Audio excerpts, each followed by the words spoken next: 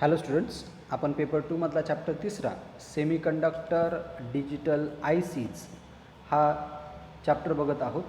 ह्याच्यामध्ये आपण characteristics of ICs हा महत्त्वाचा टॉपिक बघत आहोत, ज्यावर परीक्षेला 4 किंवा 3 मार्क्ससाठी प्रश्न विचारलाच जातो. लक्षात ठेवा, हा जो कॅरेक्टरिस्टिक्स ऑफ आयसी जो टॉपिक आहे याच्यावर दरवर्षी बोर्डाच्या म्हणजे 5 क्वेश्चन एक्झामच्या याच्यामध्ये 3 तरी एक्झामसाठी हा प्रश्न विचारलाच जातो. म्हणजे हा प्रश्न खूप महत्त्वाचा आहे. प्रश्न असा विचारला जातो की कॅरेक्टरिस्टिक्स ऑफ आयसीची लिस्ट करा आणि त्यापैकी कोणतेही 3 एक्सप्लेन करा, किंवा ते डायरेक्टली देतील प्रोपगेशन डिले किंवा power dissipation, figure of merits किंवा फॅन इन फॅन आउट असे पर्टिक्युलर कॅरेक्टरिस्टिक्स देतील आणि सांगतील की शॉर्ट नोट त्याच्यावर लिहा. ठीक आहे. त्याच्यामुळे तुम्हाला सगळ्याच्या सगळ्या जेव्हा आपल्या 7 कॅरेक्टरिस्टिक्स आहेत, या 7ही कॅरेक्टरिस्टिक्स तुम्हाला त्याचा स्टडी करणं गरजेचं आहे.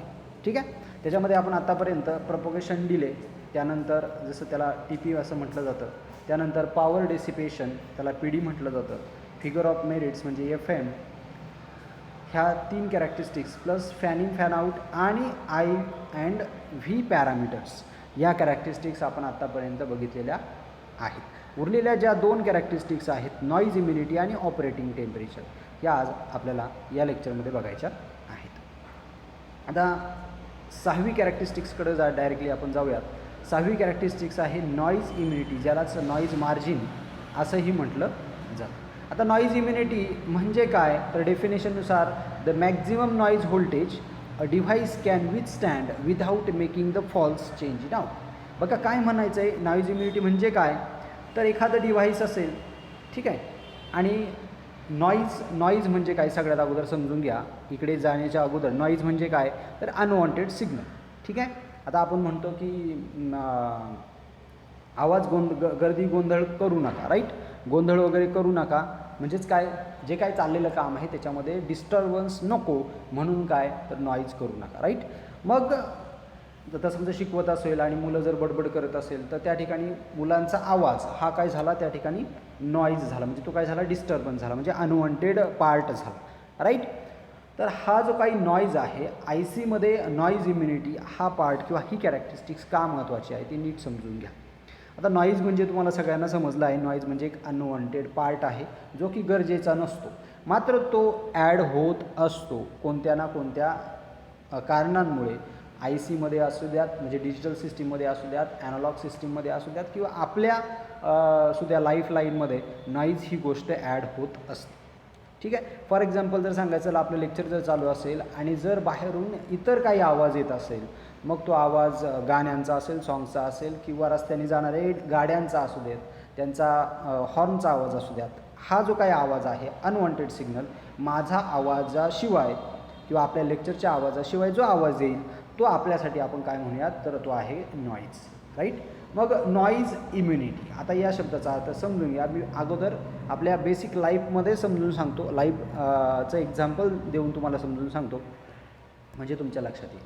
आता फॉर एक्झाम्पल, जर आत्तासुद्धा तुम्हाला काही गाड्यांचा आवाज येत आहे, रस्त्याने जाणाऱ्या गाड्यांचा आवाज येतो आहे, किंवा इतर काही आवाज येत आहे माझ्या आवाजाच्या व्यतिरिक्त, त्या आवाजाला तुम्ही काय म्हणणार, नॉईज. मात्र तो नॉईज जो आहे तो आपल्यासाठी इम्युनिटी आपली जी आहे, किंवा आपण त्याला काय करतो थोडासा, किंवा ते आपले नॉईज मार्जिन जे आहे त्याच्याबरोबर पर्टिक्युलर याच्यामध्ये बसतो आहे, माझा आवाज त्या नॉईजपेक्षा जास्त आहे आणि तो तुम्हाला व्यवस्थित समजत आहे, बरोबर. म्हणजेच फॉर एक्झाम्पल जर सांगायचं झालं, तर माझा आवाज तुमच्यापर्यंत संपूर्णपणे पोहोचत आहे. थोडाफार डिस्टर्बन्स होतो आहे, चालू शकतो, राईट. पण हाच आवाज जर खूप जास्त असेल, अगदी माझा आवाज तुमच्यापर्यंत पोचू शकत नाही, त्या आवाजामुळे मग तो गाड्यांचा हॉर्न असेल किंवा इतर काही कारणं असतील, त्याच्यामुळे जर तिथपर्यंत पोहोचत नाही, तर त्या नॉईजला काय म्हणू आपण, त्याची नॉईज इम्युनिटी किंवा त्याचं नॉईज मार्जिन जे आहे ते कसं आहे, जास्त आहे. ठीक आहे. नॉईज मार्जिन जास्त आहे आणि नॉईज इम्युनिटी काय झाली, थोडक्यात कमी झाली, राईट. नॉईज इम्युनिटी कमी म्हणजे इम्युनिटी कमी, इम्युनिटी अर्थी सगळ्यांना समजतो, प्रतिकार करण्याची शक्ती आपण त्याला असं म्हणतो, राईट. मग ही जे कमी असेल, जर नॉईज इम्युनिटी जर कमी असेल, तर काय होईल, तर आपला जो काही IC आहे तो इतर डिस्टर्बन्सला जास्त बळी पडेल आणि जो काय आउटपुट येणार आहे ते काय येईल, रॉंग आउटपुट येईल. ठीक आहे, म्हणजे मला जर ते काही व्यवस्थित सांगायचं आहे ते तुमच्यापर्यंत पोहोचणार नाही. ठीक आहे, मग आता आपण नीट समजून घ्या. बघा, नीट समजून घ्या. The max noise voltage a device can withstand without making a false. म्हणजे एखादी सिस्टीम असेल, एखादी IC असेल आणि त्या ICला आपण काय करतो आहे, इनपुट देतो आहे आणि ते इनपुट विथ नॉईज असं जर असेल, नीट समजून घ्या, असं जर असेल तर तो IC जो आहे तो आउटपुट जो आहे ते आउटपुट कोणतंही आउटपुट जे आहे ते आउटपुट फॉल्स आउटपुट न देता, म्हणजे काय, एकदम करेक्ट आउटपुट देता जर त्याने आउटपुट दिलं तर त्याला आपण काय म्हणू शकतो, त्या नॉईजला काय म्हणू शकतो, त्याची नॉईज इम्युनिटी कशी आहे, जास्त आहे. समजलं आहे सगळ्यांना? नॉईज इम्युनिटीचा अर्थ समजला? तर इथे तेच सांगितलेलं आहे. तर मॅक्झिमम नॉईज म्हणजे काय, एक पर्टिक्युलर नॉईज आहे त्यांनी मॅक्झिमम नॉईज असेल किंवा मॅक्झिमम नॉईज व्होल्टेज असेल आणि त्या नॉईज व्होल्टेजला सुद्धा आपली जी काही सिस्टीम आहे किंवा ते डिव्हाइस आहे ते डिव्हाइस काय करतं आहे, फॉल्स आउटपुट चेंज करत नाही. Without making a false change in output, तो कोणताही चुकीचं आउटपुट देत नाही. त्या नॉईजला काय म्हणू शकतो आपण, नॉईज इम्युनिटी किंवा नॉईज मार्जिन असं आपण म्हणू शकतो. समजलं आहे सगळ्यांना नक्की? आता आपण हेच एका पर्टिक्युलर गेट्स थ्रू आपण समजून घेऊयात. बघा, या ठिकाणी मी एक IC किंवा आपण म्हणतो लॉजिक गेट्स समजून घेऊयात. समजा हा जर लॉजिक TTL लॉजिक फॅमिलीचा A गेट असेल, ठीक आहे, हा A गेट आहे आणि हा या ठिकाणी आपण नॉईज ॲड जर केला किंवा नॉईज ॲड जर झाला आणि इथे काय आहे, हा लॉजिक गेट जो आहे तो B आहे. म्हणजेच काय, तर A या ठिकाणी काय झाला, ड्रायव्हर झाला आणि B हा काय झाला, लोड झाला. राईट, म्हणजे A काय करतो आहे तर Bला ड्राईव्ह करतो आहे. ठीक आहे, म्हणजे Bचं जे काही इनपुट आहे ते कोणावर डिपेंड आहे, तर A गेटवर डिपेंड आहे. ठीक आहे, आता नीट समजून घ्या. बघा, समजा A गेटने आउटपुट दिलं 0.4 व्होल्ट. राईट, 0.4 व्होल्ट म्हणजे काय आहे, आउटपुटसाठीचं लॉजिक 0 आहे. मग अशा आपण लास्ट लेक्चरमध्ये बघितलेलं आहे. लॉजिक 0, लॉजिक 1 स्टेट काय आहे हे आपण समजून घेतलेलं आहे. ठीक आहे, नंतर जर याच्यामध्ये नॉईज ॲड झालं आणि ते जर कसं असेल, डायरेक्शन बघा कशी आहे, मायनस प्लस, जर 5% असेल म्हणजे 5 व्होल्ट 0.5 व्होल्टने काय आलं, इन्क्रीज झालं आणि इथे जर त्याच्या B गेट जो आहे जो की A काय करतो आहे त्याला ड्राईव्ह करतो आहे, तर B गेटच्या इनपुटला किती येईल, तर बघा इथे प्लस साईन आहे, इथे मायनस साईन आहे, म्हणजे मायनसकडनं प्लसकडं जातो आहे, म्हणजे काय 0.4 प्लस 0.5 व्होल्ट होईल, म्हणजे किती होईल, 0.9 व्होल्ट होईल. राईट, म्हणजे इथे किती आलं इनपुटला, 9 व्होल्ट आलं, सॉरी 0.9 व्होल्ट हे काय झालं, B गेटच्या इनपुटला आलेलं आहे. आता इनपुट प्रोफाईल जर आपण बघितली तर इनपुट प्रोफाईलमध्ये कसं होतं, 0 to 0.8 व्होल्ट. राईट, हे काय होतं, लॉजिक 0 होतं आणि 0.8पेक्षा जास्त काय होतं, इनव्हॅलिड होतं. राईट, इथे इनव्हॅलिड होतं. राईट, मग इथे जर 0.9 व्होल्ट जर आलं B गेटसाठी तर तिथे तुमच्या B गेटला समजणार आहे की लॉजिक 0 आहे की लॉजिक 1 आहे.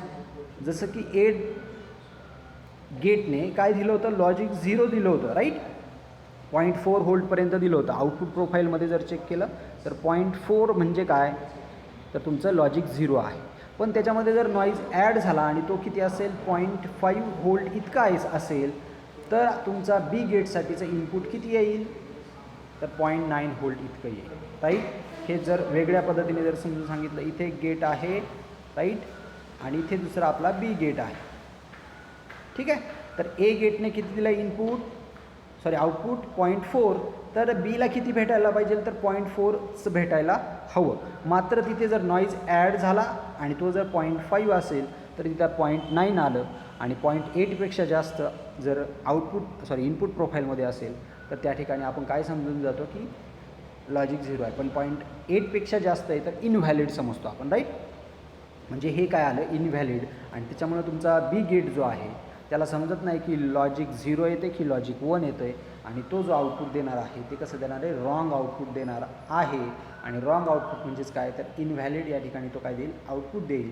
या ठिकाणी तुमच्या नॉईज मार्जिनला बघा किंवा नॉईज इम्युनिटी या बी गेटची काय म्हणून आपण थोडीशी कमी झालेली आहे आणि चुकीचं आउटपुट या ठिकाणी रॉंग आउटपुट या ठिकाणी आलेलं आहे. समजलं आहे सगळ्यांना? म्हणजे अशा प्रकारे तुमचं जे आउटपुट आहे ते चुकू शकतं, रॉंग येऊ शकतं. त्यासाठी नॉईज इम्युनिटी हा ही कॅरेक्टरिस्टिक्स जी आहे ती खूप महत्त्वाची आहे. आता या ठिकाणी बघा, जो नॉईज ॲड झाला तो मायनसमध्ये सुद्धा असू शकतो. म्हणजे कसा रे, तर बघा मगाशीच जे आपण लॉजिक गेट ए आणि लॉजिक गेट बी आपण बघितलेला, त्याच पद्धतीने आपण इथे समजून घेऊयात की समजा हा तुमचा लॉजिक लॉजिक गेट ए आहे, हा लॉजिक गेट बी आहे आणि ह्याच्यामध्ये जर डायरेक्शन चेंज झाली, मगाशी बघितल्यापर्यंत 0.4 व्होल्ट असेल आणि किंवा याच्या व्यतिरिक्त आपण उलटंही एक्झाम्पल घेऊ शकतो. आता जर त्यांनी लॉजिक 1 दिलं म्हणजे 2.4 व्होल्ट दिलं, तर त्याच्यामध्ये जर मायनस झालं म्हणजे काय, डायरेक्शन इथं प्लस टू मायनस असेल आणि 0.4 व्होल्ट जर त्याने मायनस केलं तर किती येईल उत्तर रे, तर 2 व्होल्ट येईल, राईट.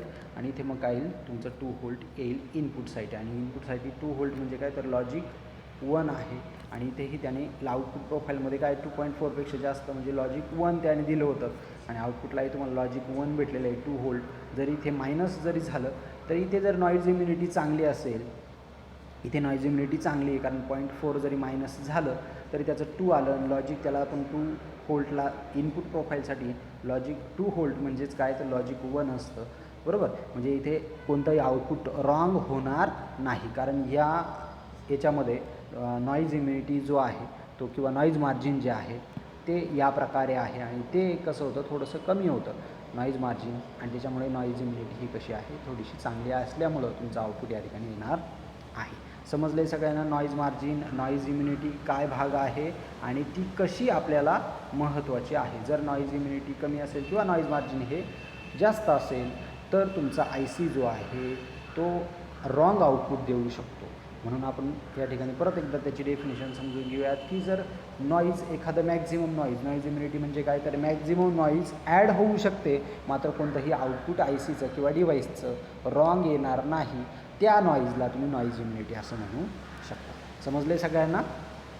नेक्स्ट जो आहे, नेक्स्ट कॅरेक्टरिस्टिक्स आपली जी आहे ती ऑपरेटिंग टेम्परेचर. आता ऑपरेटिंग टेम्परेचर जसं की आपल्या भाषेमध्ये जर सांगायचं झालं म्हणजे एकदम सिम्पल भाषेमध्ये जर सांगायचं झालं की फॉर एक्झाम्पल आपणही वर्क करतो, आपण वर्क करताना आपण 25 डिग्री सेल्सिअस म्हणजे एक आपलं रूम टेम्परेचर म्हणतो, या रूम टेम्परेचरला आपण चांगल्या पद्धतीने काम करू शकतो. तर समजा फॉर एक्झाम्पल जर तुम्हाला शेतामध्ये काम करायचं असेल किंवा अगदी लेक्चरही अटेंड करायचं असेल तर 25 डिग्री सेल्सिअसला तुम्ही अगदी इझिली लेक्चर अटेंड करू शकता किंवा शेतामध्ये काम करू शकता.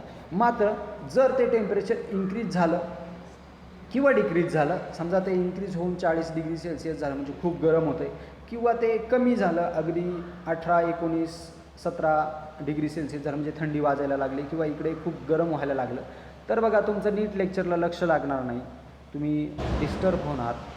किंवा ह्याच्या व्यतिरिक्त तुम्ही काय म्हणू शकता की जर तुम्ही शेतामध्ये काम करत असाल तर इथे तुमची म्हणजे जी वर्किंग ॲबिलिटी आहे किंवा जे होणारं काम आहे ते काय होईल, तुमचा परफॉर्मन्स जो आहे तो काय होईल, तुमचा परफॉर्मन्स काय होईल, तर तो काय होईल, डाऊन होईल, कमी होईल, जो की ह्या टेम्परेचरला कसा होता, बेटर होता, राईट. म्हणजेच ICचंही ऑपरेटिंग टेम्परेचर असतं. त्याच्यामध्ये त्यांनी 2 भाग केलेले आहेत की एक इंडस्ट्रीयल आणि कन्झ्युमर ॲप्लिकेशनमध्ये. तर इंडस्ट्रीयल आणि कन्झ्युमर ॲप्लिकेशनसाठी बघा, इंडस्ट्रीयल अँड कन्झ्युमर या ॲप्लिकेशनसाठी त्यांनी एक ऑपरेटिंग टेम्परेचर रेंज ठरवून दिलेली आहे. या ॲप्लिकेशनसाठी जे आपण यूज करणार आहे, जे डिव्हायसेस यूज करणार आहेत किंवा जे ICज आपण यूज करणार आहे त्यांचं टेम्परेचर रेंज जी आहे, टेम्परेचर रेंज जे आहे ते 0 डिग्रीपासून तर 0 डिग्री सेल्सिअसपासून तर तुमची ती असू शकते 70 डिग्री सेल्सिअस. बघा 0 ते 70 डिग्री सेल्सिअस ही तुमची रेंज कोणासाठी आहे, तर इंडस्ट्रीयल आणि कन्झ्युमर ॲप्लिकेशनसाठी आपण या ठिकाणी जे ICज यूज करणार आहोत. मग त्या जसं की लॉजिक गेट असेल किंवा जे काही ॲप्लिकेशन्स आपण यूज करणार आहेत, मग वेगवेगळ्या खूप सारे ICज असतात, डिपेंड करतं तुमच्या. आता फॉर एक्झाम्पल आपला मोबाईल आहे, तर मोबाईलमध्ये जो काय ICs यूज होतात त्या ICs यूज होण्याचं जे काय टेम्परेचर असेल ते असेल 0 to 70 degree Celsius, right, 70 degree Celsius. पण त्या ठिकाणी जर मिलिटरी ॲप्लिकेशन आपण जर बघूयात, आता मिलिटरी ॲप्लिकेशनसाठी आपल्याला जे काय ICs आपण यूज करणार आहेत त्यांचं ऑपरेटिंग टेम्परेचर हे कसं असायला लागतं, थोडंसं जास्त असावं लागतं. म्हणजे कसं किती आहे तर ते आहे -55 डिग्री सेल्सिअसपासून तर 125 डिग्री सेल्सिअसपर्यंत. म्हणजे बघा की आपले जे काही मिलिटरी मेन्स जे आहेत किंवा सैनिक जे आहेत ते अगदी बर्फात म्हणजे हिमालय प्रदेशात अगदी तिथं मायनस टेम्परेचर असतं त्या ठिकाणीही काम करतात. मग त्या ठिकाणी जे काही इक्विपमेंट आपण यूज करणार आहे तर ते इक्विपमेंट्स कसे असले पाहिजे, या टेम्परेचरला वर्क होणारे असावे.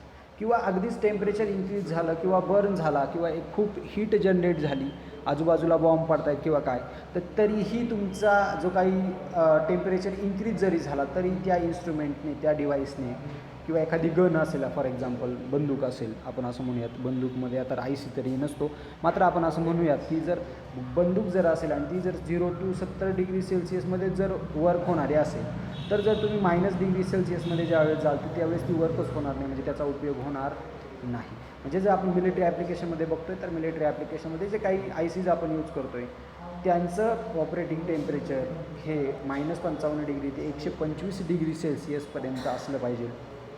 आणि इंडस्ट्रियल आणि कन्झ्युमर ॲप्लिकेशनसाठी ते 0 to 70 किंवा 0 to 70 डिग्री सेल्सिअस इतकं ते त्याचं टेम्परेचर, ऑपरेटिंग टेम्परेचर असलं पाहिजे. म्हणजे ह्या ऑपरेटिंग टेम्परेचरमध्ये तो जो काय IC आहे तो बेटर परफॉर्मन्स किंवा चांगला परफॉर्मन्स देईल. जर टेम्परेचर वरती किंवा खाली जर गेलं त्या रेंजपेक्षा तर तो आउटपुट देणार, म्हणजे चांगलं आउटपुट देणार आहे.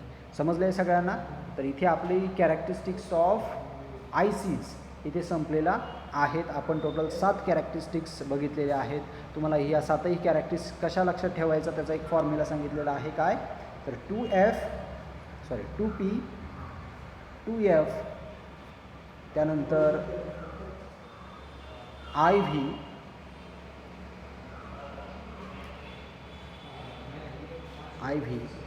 आणि NO. तर हे तुम्हाला लक्षात ठेवायचं आहे. 2P म्हणजे काय तर 2P पासून स्टार्ट होणारे प्रोपगेशन डिले आणि पॉवर डिसिपेशन. 2F म्हणजे काय तर 2F ने स्टार्ट होणाऱ्या गोष्टी, फिगर ऑफ मेरिट्स आणि fan in fan out. IV म्हणजे करंट अँड व्होल्टेज पॅरामीटर.